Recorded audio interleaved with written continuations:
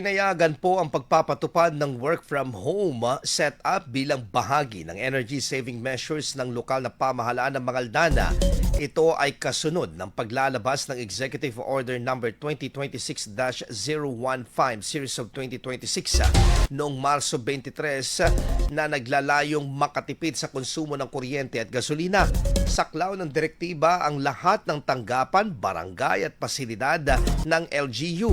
Sa ilalim ng kautusan kasabay na ipatutupad na compressed work week ay papayagan din ang work from home scheme basta't mabubuo ang 40 hours na work week at hindi maaantala ang frontline services ng LGU.